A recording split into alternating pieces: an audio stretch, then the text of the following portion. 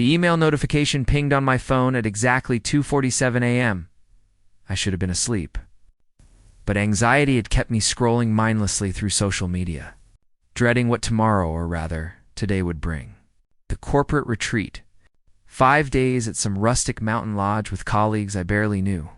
Engaging in trust falls and team building, exercises that made my skin crawl. But it was the email's subject line that made my stomach drop. Room assignment update, action required. I sat up in bed, the blue light from my screen casting shadows across my cramped studio apartment. My thumb hovered over the notification before I finally opened it. Dear Alex Chen, due to unforeseen circumstances and last-minute cancellations, we've had to adjust room assignments for the upcoming leadership retreat. You will now be sharing accommodations with Ethan Pierce from the Portland office. We apologize for any inconvenience. Ethan Pierce. The name meant nothing to me, which somehow made it worse. At least if it had been someone from my department, I could have prepared myself. But a complete stranger? For 5 days? I let out a long breath and fell back against my pillows. So much for having my own space to decompress after forced social interactions. So much for the carefully constructed boundaries I'd planned to maintain at 28. I'd gotten good at keeping people at arm's length. Not in an unfriendly way, was polite, professional, even warm when the situation called for it. But I'd learned that distance was safety. Distance meant I didn't have to explain myself. Didn't have to navigate the awkward silence that sometimes followed when people learned I was gay. Didn't have to wonder if the friendship I was building would crumble the moment my identity became real to them instead of abstract. The next morning arrived too quickly. I dragged myself through my routine, shower, coffee, double-checking my packed bag while trying to ignore the knot of tension forming between my shoulder blades. The company had chartered a bus for those of us coming from the Seattle office, which meant 3 hours of small talk before we even arrived. I claimed a window seat near the back and plugged in my headphones. The universal signal for "please don't talk to me" worked for the first hour.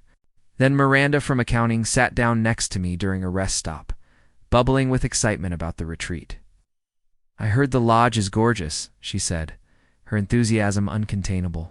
And they have a hot tub. Can you imagine? Stargazing in a hot tub after a long day of workshops? I managed a smile that I hoped looked genuine.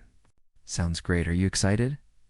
I know these things aren't everyone's cup of tea, but I think it could be really good for morale. Plus, I heard the food is supposed to be amazing. She paused, studying my face. You okay? You seem tense. It's just not a fan of surprises, I admitted. I found out last night I'm sharing a room with someone I've never met. That happened to a few people. Who'd you get? Ethan Pierce. From Portland? Miranda's eyes lit up with recognition. Oh. I've worked with Ethan on a few cross-office projects. He's really nice, super talented graphic designer. Kinda quiet, but in a thoughtful way, you know? I think you'll like him. I nodded, not trusting myself to respond. The thing about being told you'll like someone is that it immediately makes you defensive. Primed to find fault? The lodge appeared through the trees like something out of a fantasy novel, a timber and stone. With wide porches and smoke curling from stone chimneys, mountains rose behind it, still capped with snow despite it being early June. It was beautiful in a way that made my chest ache, though I couldn't quite say why. We filed off the bus, collecting our bags and checking in at the main building. The woman at the desk handed me a key card and a schedule. You're in cabin 7, just down that path. Your roommate arrived about an hour ago, already got settled in. My heart rate picked up as I followed the winding stone path through towering pines.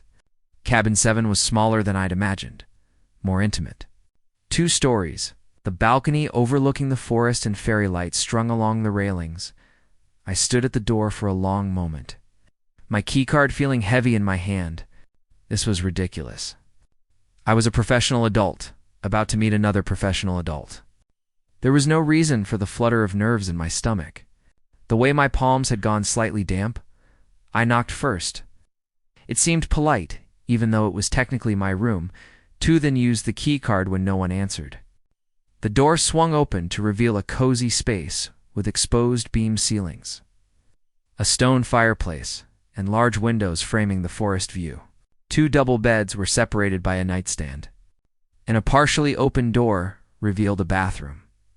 A suitcase sat on the bed nearest the window, but the cabin was empty. I set my bag on the other bed and tried to shake off the weird energy that had been building since that 2:47 a.m. email. Maybe Ethan was at the welcome reception.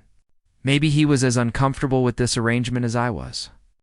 Maybe the door opened behind me. Oh, hey. You must be Alex. I turned around, and something in my chest did a strange little flip. Ethan Pierce was not what I'd expected.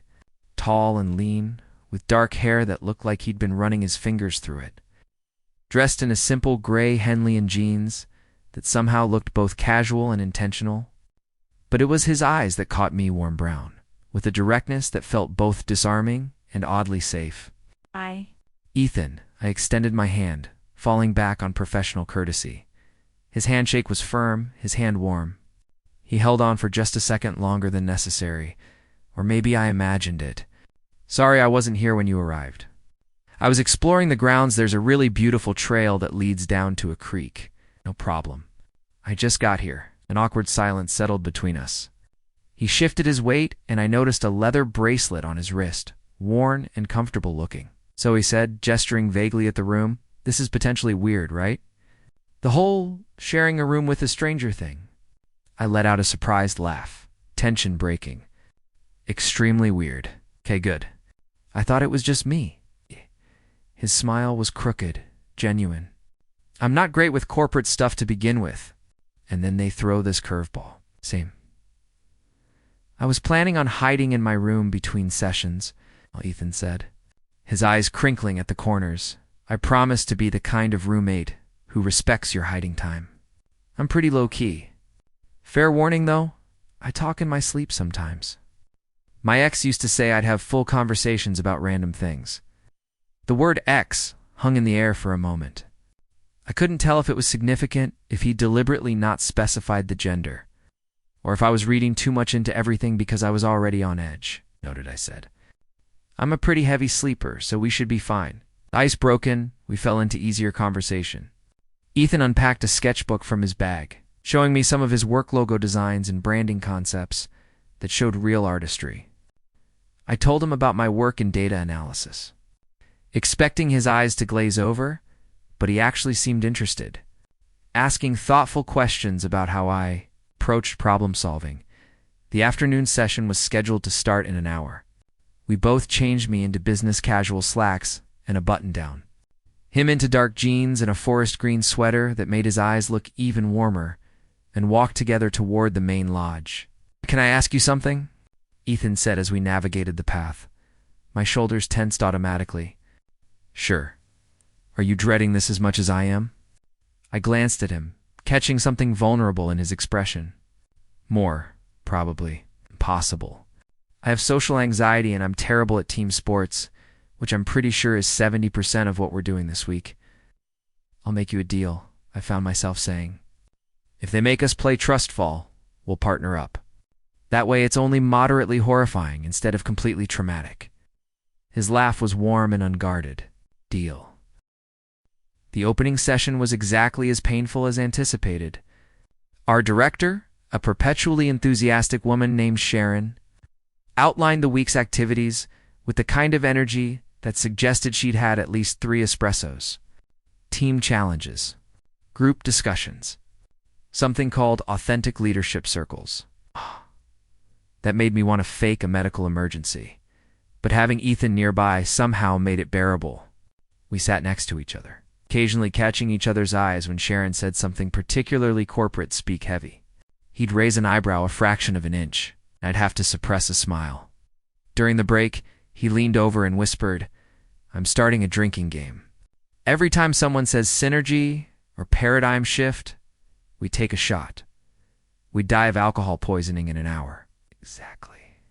"It's an exit strategy." I actually laughed out loud, drawing a few looks.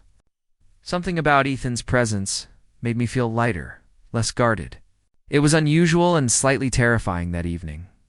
After a dinner featuring locally sourced everything and mandatory table discussions, At about our personal leadership philosophies. Ethan and I walked back to Cabin 7 under a sky absolutely saturated with stars. I forget how many stars there are, Ethan said, tipping his head back. Living in the city, it's overwhelming, I agreed. In a good way, we stood there for a moment, breathing in the pine-scented air, listening to the creek gurgling somewhere in the darkness. It felt strangely intimate, this shared silence. Inside the cabin, we moved around each other with the careful choreography of new roommates brushing teeth at the same sink, changing in the bathroom, claiming our respective beds. I plugged in my phone charger and opened my book, expecting to read for a while before sleep. Alex. Ethan's voice came from the other bed, soft in the darkness. Yeah. Thanks for being cool about all this. The room-sharing thing. I know it's not ideal. I turned toward him, able to make out his silhouette in the moonlight, filtering through the windows. You too. For what it's worth, as far as random roommate assignments go, this could be worse. High praise, he said, and I could hear the smile in his voice. You haven't snored yet. You don't seem to be a serial killer. And you made corporate hell slightly more bearable today. That's a win in my book. The night is young, he said. I could still turn out to be a serial killer. Comforting. His laugh was quiet, intimate in the darkness. Good night, Alex.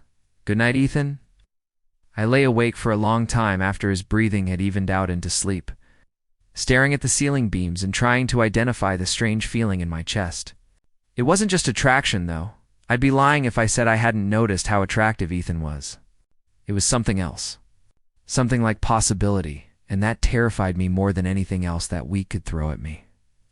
Morning arrived with birdsong, on golden light streaming through the cabin windows.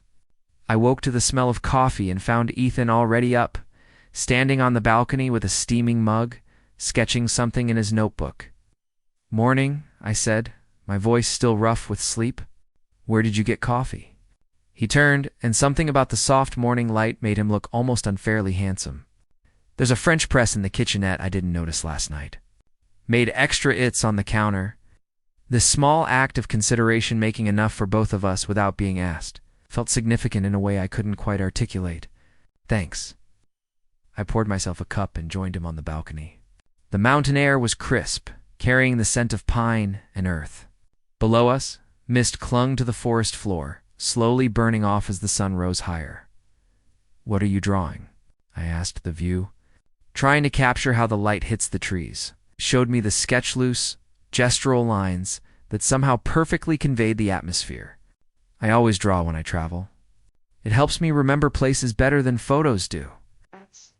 Beautiful. It's just a quick study. Dud. I saw the pleased flush on his cheeks.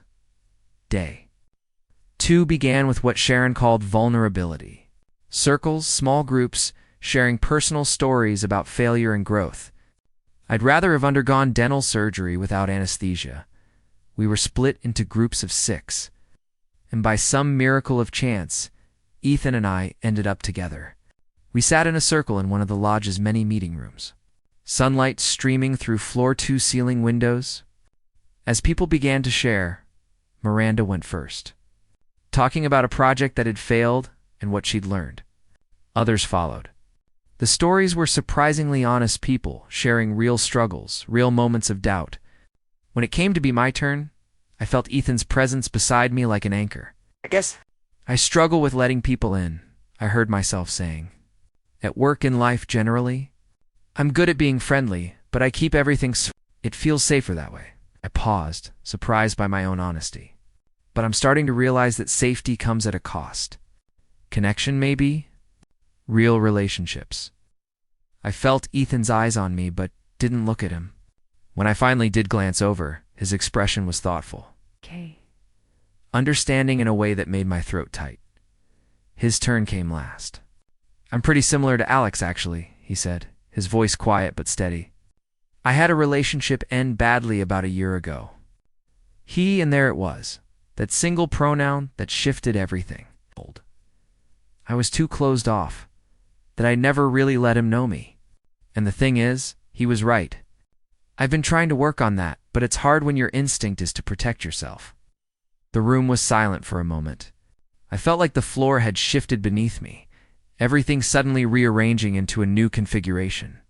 He'd come out so casually, so naturally, like it was just another fact about himself.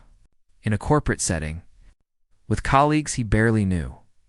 I wanted to say something, to acknowledge what felt like a gift of trust, but the moment passed as the conversation moved forward. The afternoon brought the dreaded Team Challenge ropes course that made my fear of heights kick into overdrive. We were paired up randomly, and of course, I ended up with Ethan. "I should tell you," I said as we approached the first obstacleless series of logs suspended between two trees. "I'm terrible at this kind of thing. Lucky for you, I'm also terrible at this kind of thing. We can be terrible together." We made our way through the course, harnesses clipped to safety lines, occasionally reaching for each other when balance faltered. At one point, on a particularly wobbly bridge, Ethan's hand found mine. "I've got you," he said, his grip warm and sure. "I'm supposed to be the one helping you," I managed, trying to ignore how my heart was racing, and not entirely from the height. Who says we can't help each other? We finished the course dead last, laughing and out of breath. And somehow it felt like winning. That evening, the company had organized a bonfire by the creek. People clustered in groups, roasting marshmallows and making s'mores. Conversations flowing easier than they had in the fluorescent-lit meeting rooms. Ethan and I found a spot slightly apart from the main group, sitting on a log that faced the water. The fire cast dancing shadows, and the creek provided a constant backdrop of sound soothing. Hypnotic. "So," I said, keeping my voice casual, "you mentioned your ex earlier." Ethan poked at the fire with a stick. "Derek, we were together for 3 years. It ended about a year ago. I'm sorry." "It's okay. I mean, it wasn't at the time, but it needed to end. We wanted different things, ultimately." He glanced at me. "What about you? Anyone in the picture?" "No, there was someone a couple years ago. It didn't work out, Guy." The question was gentle, giving me space to deflect if I wanted. But something about the firelight, the privacy of this conversation within the larger group, the way Ethan had shared so openly earlier, it all made me want to be honest. "Yeah, Michael, we dated for about 6 months, but I trailed off, trying to find the right words. I couldn't really be myself around him. Not completely." "And he could tell the closing off thing you mentioned earlier?" "Exactly that." Ethan nodded slowly. "It's weird, isn't it? How you can be physically intimate with someone, but still keep the important parts of yourself hidden." "Yes," I said, relieved that he understood. "That's exactly it." We sat in comfortable silence for a while, watching the fire burn down to embers. Around us, people were starting to head back to their cabins, calling good nights to each other. "Can I tell you something?" Ethan said eventually. "Of course." When I saw the room assignment email, I was actually relieved. "That it was you? I mean..." My pulse quickened. "Why?" "I'd noticed you at the regional meeting last month. You probably don't remember, we didn't talk or anything. But there was a moment when Sharon was going on about some new initiative and you caught my eye and just... Your expression said everything I was thinking. And I thought, oh, there's someone else who gets it." He turned to face me more fully. "So when I saw we'd be roommates, I thought maybe the universe was throwing me a bone. A chance to actually talk to you." I didn't know what to say. The vulnerability in his admission made my chest feel tight and open at the same time. "I remember that meeting," I said quietly. "And I remember thinking someone across the room looked like they wanted to escape as badly as I did." His smile was soft in the firelight. "Kindred spirits in corporate suffering." Something like that. We walked back to cabin 7 slowly, taking the long way around the grounds. The fairy lights strung between trees cast everything in a warm glow. Music drifted from some of the other cabin's people, extending the evening with their own small gatherings. "Do you ever feel like you're performing?" Ethan asked suddenly. "Like you're playing a character that people expect you to be, and if you stop for even a second, they'll see through it?" "Every day," I admitted. "It's exhausting." "Yeah." He stopped walking, turning to face me. "I haven't felt like that this week." "With you, I mean?" "I feel like I can just... be." The space between us felt charged, full of something unsaid.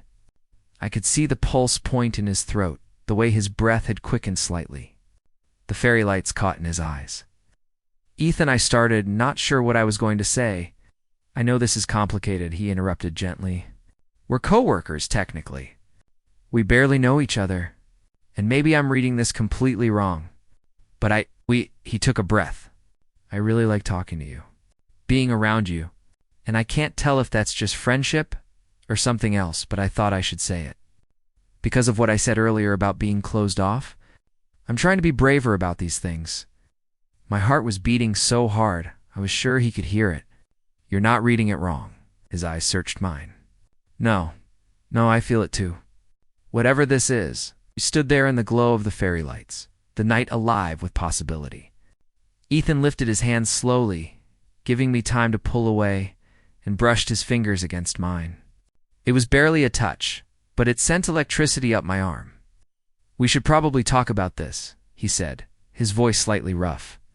Figure out what we want. What makes sense? Probably, I agreed, though I didn't move. But maybe not tonight. His thumb traced gentle circles on my hand. Maybe tonight we just sit with it. See how it feels, okay? We went inside, but neither of us seemed ready for sleep. Ethan built a fire in the fireplace more for atmosphere than warmth, and we ended up on the couch, talking for hours. He told me about growing up in a small town in Oregon, about coming out to his family when he was 19, about the art school he'd almost gone to before choosing a more practical path. I told him about my immigrant parents' expectations, about the pressure to be successful and normal and unnoticeable, about how I'd spent my 20s trying to be someone I thought I should be instead of figuring out who I actually was. You know who you are now? He asked, his shoulder pressed against mine. I'm starting to, I said. Being here, talking to you. I feel more like myself than I have in a long time. He smiled, tired and genuine. Good. I like who you are. We eventually made our way to our separate beds, but as I lay in the darkness, listening to Ethan's breathing even out, I felt something shift inside me, like a door I'd kept locked had finally opened, letting in light and air and possibility. Whatever happened next, whether this was just a moment of connection in an unusual circumstance, or the beginning of something Mirai was grateful for it. For him, for the reminder that being open, being vulnerable, being seen was worth the risk. Day 3 dawned with rain soft. Steady precipitation that turned the forest dreamy and blurred the edges of everything. I woke to find Ethan already up again, but this time he was still in bed, propped against the headboard with his sketchbook. Lost in concentration? Morning, I said softly, not wanting to startle him. He looked up, and his smile was immediate, unguarded. Morning. Listen to that rain. I love this kind of weather. Me too, actually. Everyone always looks at me like I'm crazy when I say that. People who don't like rain are suspicious, he said seriously. It's cozy, romantic, good for thinking. The word romantic hung between us, weighted with last night's almost confession. We hadn't kissed, hadn't crossed any physical lines, but something had fundamentally changed. The air between us felt different, charged with possibility and the slight awkwardness of people navigating new territory. The day's schedule had been adjusted for the weather. Instead of outdoor activities, we had indoor workshops, one on communication styles, another on conflict resolution. During lunch, Ethan and I sat together by choice now, not circumstance. People were starting to notice, I realized. Miranda caught my eye across the dining room and smiled knowingly. So, Ethan said, keeping his voice low, I've been thinking about what I said last night. My pulse quickened. Yeah, I don't want you to feel pressured about any of this. We have to work together, technically, even if it's different offices. And I know things can get complicated, Ethan. Let me finish. He met my eyes. I'm saying that I like you. I'm interested in seeing where this could go. But I also don't want to make assumptions about what you want, or move too fast and mess something up before it even starts. I set down my fork, giving him my full attention. What I want is to not overthink this for once in my life. What I want is to see where this goes without planning every possible outcome and worst-case scenario. I paused. What I want is you.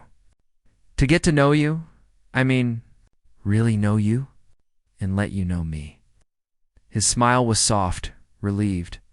Okay, good, that's really good. But you're right that we should be thoughtful about it, I added. Take it slow, maybe. We live in different cities. We work for the same company, even if it's different departments. That's all real. So we take it slow, he agreed. Be intentional. See what happens? Lorraine continued through the afternoon.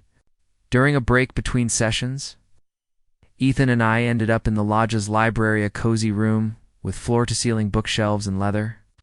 Armchairs clustered around another stone fireplace. We'd both grabbed books without really planning to read them, just wanting space away from the group energy. Can I ask you something personal? I said, curled into one of the armchairs. Always. When you came out during that vulnerability circle, that was really brave. I've worked for this company for 3 years and I've never done that. Never corrected anyone's assumptions or mentioned dating guys or anything. Ethan was quiet for a moment, considering. It's different for everyone. There's no right way to do it. For me, I just got tired of the mental gymnastics monitoring my pronouns, being vague about my personal life. It's exhausting, and I realized I was doing it more out of habit than actual fear. This company's pretty progressive, and if they have a problem with it, he shrugged. I'd rather know now than waste my energy hiding. What if I'm not there yet? I asked quietly. Not because I'm ashamed, but because it's vulnerable, he finished.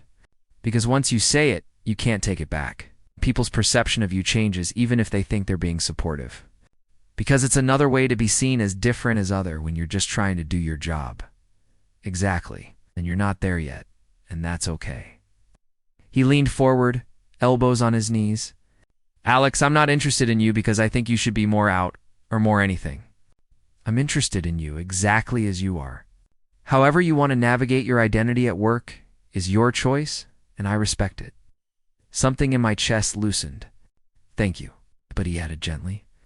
I also hope that someday you feel safe enough to just exist without all the calculations and self-monitoring, because you deserve that. Everyone does. The rain had softened to a mist by evening. The company had organized a talent show, a deeply cringy event that somehow became endearing as people performed off-key karaoke and told terrible jokes and demonstrated niche skills like juggling or competitive cup stacking. Ethan surprised everyone by getting up and drawing caricatures quick, affectionate sketches of volunteers that captured their essence while exaggerating their features in gentle, funny ways. He drew Sharon with her coffee cup permanently attached to her hand and the CFO as a superhero flying through spreadsheets. People loved it, lining up for their turn. When he drew me sitting in the audience, not volunteering, he showed me later. He'd captured something in my expression I hadn't known was visible, a mix of reservation and warmth. Walls with windows, a person trying to decide whether to step forward or hang back. Is this how you see me? I asked, studying the sketch. It's how you looked tonight. Right before I started drawing. Like you wanted to be part of things but weren't sure you were allowed to be. The observation was so acute it made my throat tight. Can I keep this? It's yours. That night, back in cabin 7, we stayed up late again. But this time, as we talked, Ethan moved to sit on my bed.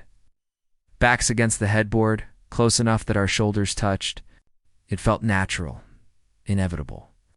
I have a confession, he said during a lull in conversation. I've been fighting the urge to kiss you since last night. My breath caught. That's quite a confession. Too much? No. I turned to look at him, finding his eyes already on me. Not too much. It's just that we said slow, and I want to respect that. But also, he reached up, his fingers barely brushing my jaw. You have this way of looking at me that makes me forget every rational thought. Funny, I said, my voice rougher than intended. I was thinking the same thing about you. The space between us disappeared gradually, or maybe quickly. Time had stopped making sense. His hand cupped my face fully now, thumb tracing my cheekbone, and I leaned into the touch like I'd been waiting my whole life for it. Is this okay? He whispered. Yeah. Yes. Definitely okay. When our lips finally met, it was soft, tentative, a question being asked and answered.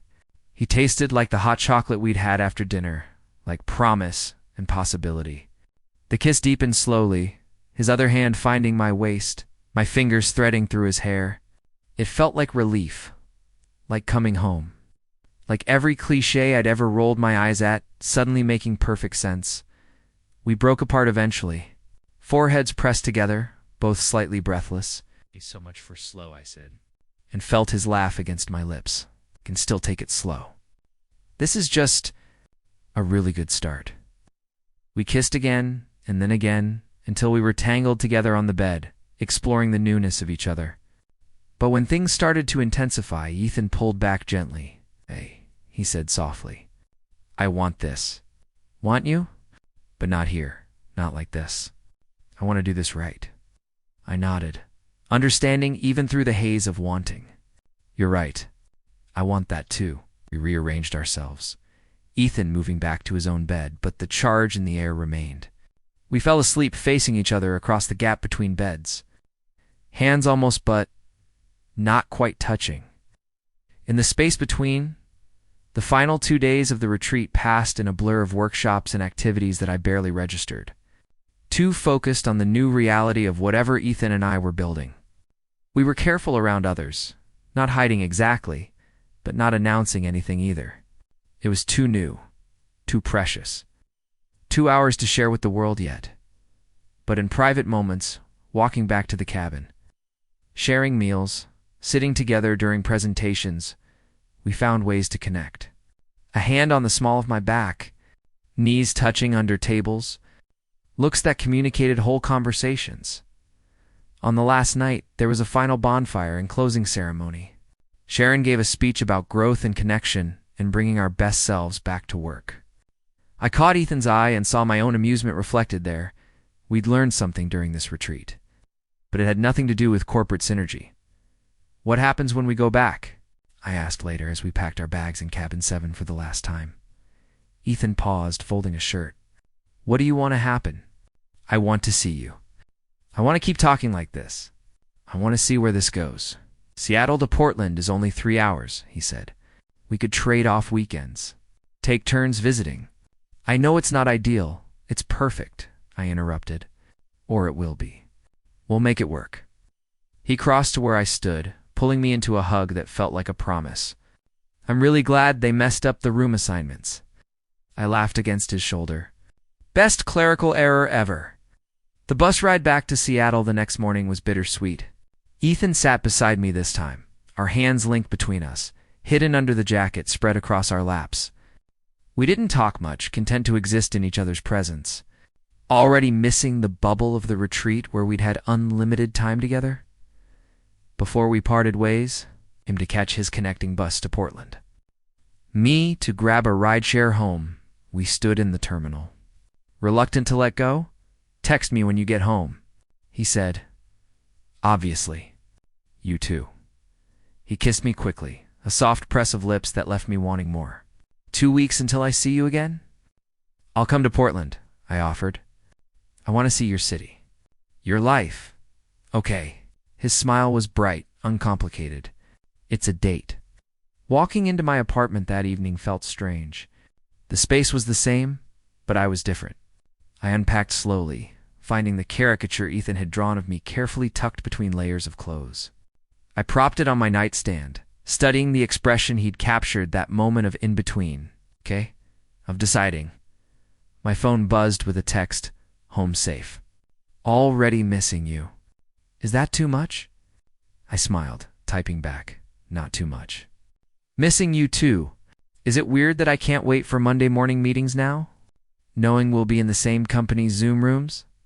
"Extremely weird, but also kind of sweet. Fair warning. I'm going to spend the whole meeting making faces at you through the screen. I'm counting on it." Another text. "Hey Alex, thank you for taking a chance on this. Honest, thank you for making it easy. For making me want to try. That first weekend apart was harder than I expected. But we texted constantly, FaceTimed before bed.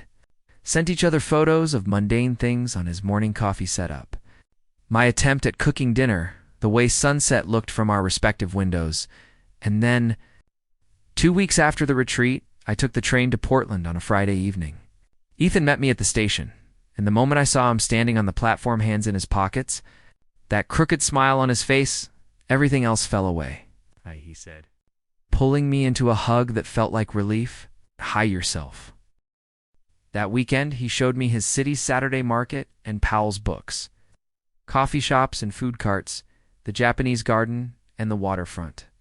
But mostly, we just existed together in a small apartment, cooking breakfast and talking and learning the geography of each other without the pressure of a ticking clock or professional obligations. Sunday evening, as we cooked pasta together in his tiny kitchen, moving around each other with growing familiarity, he said, "I think I'm falling for you. Is it too soon to say that?" I turned off the burner, facing him fully. It's too soon for it to make rational sense. But it doesn't feel too soon. Continue 10:41 a.m. No? No, because I'm falling too. He kissed me then, backed me against the counter. And for a while the pasta sat forgotten as we explored this new permission to be close. To be unguarded, to be exactly who we were without apologizing for it. Over the following months, we fell into a rhythm. Every other weekend, one of us traveled. We video called during the week, sometimes just leaving the connection open while we worked, enjoying the companionship of shared silence. We met each other's friends gradually, integrated into the routines of each other's lives. At work, people started to notice. Not because we announced anything, but because something had shifted. I smiled more. Volunteered for cross-office projects that would bring me into contact with Ethan's team. Stopped hiding behind professional distance quite so much. Miranda cornered me one day in the break room. "So, you and Ethan." "Me and Ethan," I confirmed, unable to suppress my smile. I knew it. "From the retreat, the way you looked at each other." "I'm happy for you, Alex. Really happy. You seem lighter." She was right. I felt lighter, like I'd set down a weight I'd been carrying so long I'd forgotten it was there. The weight of pretending, of hiding, of keeping everyone at arm's length just in case. 6 months in, Ethan asked me to be his date to his friend's wedding in Portland. It would be the first time I'd be obviously someone's partner in a public setting with people who knew us both professionally and personally. Old me would have panicked, found an excuse, protected myself. "I'd love to," I said instead, "at the wedding. Dancing with Ethan under string lights while a cover band played something soft and sweet." I thought about that first night in Cabin 7, how terrified I'd been of the vulnerability, the closeness, the possibility of being known. How I'd almost let that fear win. "What are you thinking about?" Ethan asked, his hand warm on my waist. "About how glad I am that they messed up the room assignments," I said. He laughed, that same open, unguarded laugh that had drawn me in from the start. Best clerical error ever. I already said that. Bears repeating. We kissed there on the dance floor, surrounded by people, visible and present and unafraid. And for the first time in my adult life, I felt truly seen, not despite my caution. Not in spite of my walls, but because I'd chosen to lower them. Because I'd taken a chance on a stranger in a shared room and found something I didn't even know I was looking for. Found home. Found love. Found myself.